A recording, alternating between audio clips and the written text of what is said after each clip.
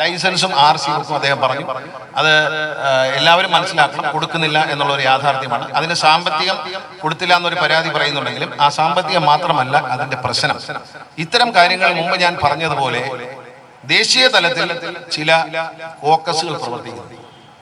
അവർക്ക് ഈ ലൈസൻസ് കൊടുപ്പ് എങ്ങനെയെങ്കിലും പൊളിക്കണം എന്നുള്ളതാണ് അവരുടെ തന്ത്രം. വലിയ വലിയ വലിയ കമ്പനികൾ വടക്കേ ഇന്ത്യയിൽ നിന്ന് വരുന്നുണ്ട്. ഈ വിഷയവുമായി ബന്ധപ്പെട്ട് 2001 മുതൽ ബഹുമാനപ്പെട്ട ഹൈക്കോടതിയും സുപ്രീം കോടതിയുമായി 7 8 കേസ് നടക്കുകയാണ്. എല്ലാ കാലത്തെയും സർക്കാരുകൾ കാർഡാക്കാൻ വേണ്ടി പരസ്യം ചെയ്യും, ഓർഡർ കൊടുക്കും. ഹൈക്കോടതി പോകുമ്പോൾ എന്തെങ്കിലും ന്യായം അവർ കണ്ടെത്തി കോടതിയെ കൊണ്ട് കളയും, ഉത്തരവ് ക്യാൻസൽ. എത്ര ഉത്തരവ് ക്യാൻസൽ ചെയ്യുന്നുണ്ടെന്ന് അറിയാം? 2001 മുതൽ ഇങ്ങോട്ട് എത്ര ഉത്തരവ് ക്യാൻസൽ ചെയ്തിരിക്കുന്നു. ഇപ്പൊ എല്ലാം അതിജീവിച്ചുകൊണ്ട് സർക്കാർ ഇന്ത്യ ഗവൺമെന്റിന്റെ കീഴിലുള്ള IT ഇന്ത്യൻ ടെലിഫോൺസ് ഇൻഡസ്ട്രി എന്ന കമ്പനിക്കാണ് ഇതിന്റെ കോൺട്രാക്ട് കൊടുത്തിരിക്കുന്നത്. അവിടെ എങ്ങനെയെങ്കിലും അത് പൊളിക്കാനുള്ള പരിപാടിയായിട്ട് വന്നിരിക്കുകയാണ്. സാങ്കേതികമായ കാര്യങ്ങൾ പറഞ്ഞ്, പക്ഷെ അത് ബഹുമാനപ്പെട്ട മുഖ്യമന്ത്രിയുടെ ശ്രദ്ധയിൽ കൊണ്ടുവന്നു, ധനകാര്യമന്ത്രി ശ്രദ്ധയിൽ കൊണ്ടുവന്നു. ഏതാനും ദിവസങ്ങൾക്കുള്ളിൽ അതിനൊരു പരിഹാരം ഉണ്ടാകും. ഒരു 2 3 ആഴ്ചയ്ക്കുള്ളിൽ മുഴുവൻ RC ബുക്കുകളും അടിച്ച് തരാനുള്ള ഏർപ്പാടുണ്ടാക്കും.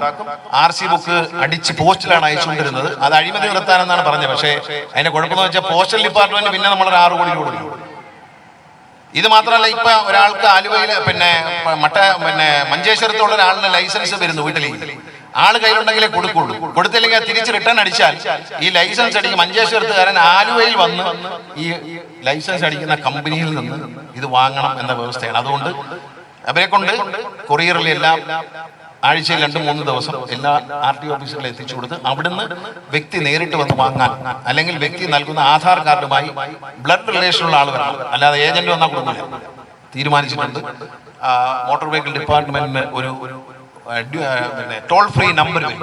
നിങ്ങളെ പരാതികൾ അറിയിക്കാൻ വേണ്ടി മോട്ടോർ വെഹിക്കിൾ ഡിപ്പാർട്ട്മെന്റ് ഒരു ടോൾ ഫ്രീ, ആര് പണം ചോദിച്ചാലും ആര് അഴിമതിക്ക് ഒരുങ്ങിയാലും നിങ്ങൾക്ക് ആ ടോൾ ഫ്രീ നമ്പറിലേക്ക് വിളിക്കത്തക്കതിൽ ഒരു ടോൾ ഫ്രീ നമ്പറിനുള്ള ഏർപ്പാടുണ്ടാക്കുകയാണ്. നിങ്ങളുടെ പരാതികൾ ആ ഫോൺ വഴി റെക്കോർഡ് ചെയ്തിട്ട് ആക്ഷൻ വരും. അതിനുള്ള നടപടി തുടങ്ങിയിട്ടുണ്ട്. അൻവർ സാദത്ത് പറഞ്ഞ ഈ കാർഡ് നിങ്ങൾക്ക് വലിയ താമസമില്ല, ഒരു 2 3 ആഴ്ചക്കുള്ളിൽ പരിഹരിക്കാൻ കഴിയുമെന്ന് ഞാൻ പ്രതീക്ഷിക്കുന്നു. അത് പരിഹരിക്കും. ആ പ്രശ്നം പരിഹരിക്കാൻ മുഖ്യമന്ത്രി തന്നെ മുൻകൈ എടുത്തിട്ടുണ്ട്. മാത്രമല്ല, ഹൈക്കോടതിയിൽ നിന്ന്, ബഹുമാനപ്പെട്ട ഹൈക്കോടതിയിൽ നിന്നൊരു നിർദ്ദേശം വന്നിട്ടുണ്ട്. 2 ആഴ്ചക്കുള്ളിൽ ഇക്കാര്യത്തിൽ ഒരു മറുപടി കൊടുക്കണം എന്നാണ് പറഞ്ഞിരിക്കുന്നത്. തീർച്ചയായിട്ടും ആലുവയിലെ ഹൈവേയിലെ ബ്ലോക്കിന്റെ കാര്യം പറഞ്ഞില്ല. മറ്റൊരു കാര്യം ബ്ലോക്ക് ഞാൻ വന്ന സമയത്ത് ഞാൻ പരിശോധിച്ചു. ഞാൻ ഈ റോഡ് ഇവിടെ എപ്പോഴും യാത്ര ചെയ്യുന്ന ആളും വണ്ടി ഓടിക്കുന്ന ആളും. അപ്പൊ അതുകൊണ്ട് ഞാൻ മനസ്സിലാക്കിയത്, നമ്മളെ ചാലക്കുടി ഒരട്ടി മുതൽ ഇങ്ങോട്ട് നോക്കിയാൽ ഈ ട്രാഫിക് ലൈറ്റുകളിൽ ഇങ്ങനെ വണ്ടികൾ ഇങ്ങനെ വെറുതെ കിടക്കുകയാണ്. അപ്പൊ ഞാൻ മോട്ടോർ വെഹിക്കിൾ ഡിപ്പാർട്ട്മെന്റ് ഒരു പ്രത്യേക നിർദ്ദേശം കൊടുത്തു. 2 ദിവസം പെട്ടെന്ന് തന്നെ പരിശോധന നടത്തി. ആ പരിശോധന നടത്തിയപ്പോൾ ഞാൻ കണ്ട ഒരു യാഥാർത്ഥ്യം എല്ലാവരും മനസ്സിലാക്കണം. ഈ ലൈറ്റുകളെല്ലാം യാതൊരു ശാസ്ത്രീയമായ പഠനവും ഇല്ലാതെ കത്തുന്നത്. മെയിൻ റോഡിൽ 2 മിനിറ്റ് തരും, 5 വണ്ടി വരുന്ന സൈഡ് റോഡിൽ 2 മിനിറ്റ് ഓടിക്കും. അപ്പൊ മെയിൻ റോഡിലെ ഒരു വണ്ടി വലിയൊരു ട്രെയിലർ ഗിയർ ഇട്ട് മാറി മുമ്പോട്ട് എടുക്കുമ്പോഴത്തേക്ക് ലൈറ്റ് പോയി കുറെ കിടക്കുന്നുള്ളതാണ്. അത് പരിഹരിക്കാൻ തീരുമാനിച്ചിട്ടുണ്ട്. ആലുവയിൽ വന്നു കഴിഞ്ഞാൽ, ആലുവയിലെ ഈ ജംഗ്ഷൻ കഴിഞ്ഞാൽ അങ്ങോട്ട് കടന്നാൽ പാലം കടന്നാൽ വീണ്ടും ഒരു ലൈറ്റ്, അത് കഴിഞ്ഞ് വീണ്ടും ഒരു ലൈറ്റ്. ഇതെല്ലാം ഒഴിവാക്കിയാണ് പുതിയ പ്രപ്പോസൽ കൊണ്ടുവന്നിട്ടുണ്ട്. അത് ഈ ആഴ്ച തിരുവനന്തപുരത്തേക്ക് അയക്കും.